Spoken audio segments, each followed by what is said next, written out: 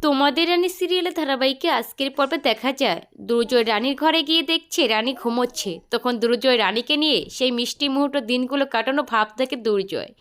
এরপরে দুর্জয় মাথায় চলে আসে দুর্জয় মিস্টার বাজাজকে যে ভুল চিকিৎসা করেছিল সেসবের জন্য দুর্জয় রানীকেই দায়ী করে।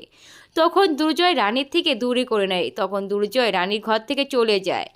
এরপরে রানীর ঘুম ভাঙতেই রানী দুর্জয়কে বলছে, দুর্জয় তুমি এসেছো। তখন রানী ভাবতে থাকে হয়তো এটা আমার স্বপ্ন ছিল। এই বলে রানী আবার ঘুমিয়ে পড়ে। এইদিকে শুক্লা তার দিদিকে বলছে, দিদি তুমি কি আরও সাপোর্ট করবে রানীকে? দেখো লাইভ ভিডিও করে পাড়ার প্রতিবেশীদের মাথা এমনিই খেয়ে নিয়েছে রানী। এরই মধ্যে বিনায়ক এসে প্রতিবাদ করছে শুক্লাকে, বলছে রানী এমন কোনো লাইভ ভিডিওতে ভুল কথা বলেনি, দুর্জয়কে নিয়ে ঠিক কথাই বলেছে।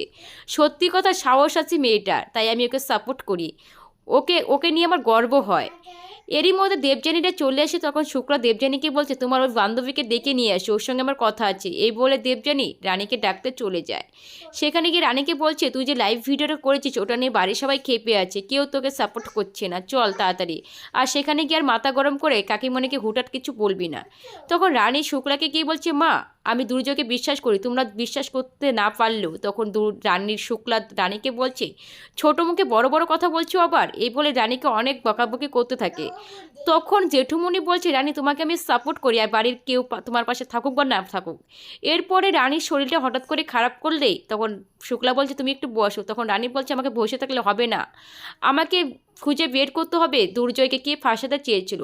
তখন শুক্লা রেগে গিয়ে বলছে, এই মেয়েটা আমার একটাও কথা শুনবে না, দেখছো এখনও অবাধ্য হচ্ছে। তখন রানী বলছে, মা তুমি এইভাবে বলো না, কারণ দুর্জয়কে নির্দোষ প্রমাণ করতেই হবে। তুমি যেমন তোমার ছেলে দুর্জয়কে নিয়ে ভাবছো, আমার সন্তানের বাবাকে নিয়ে আমাকে ভাবতে হবে, ওকে নির্দোষ প্রমাণ করতেই হবে।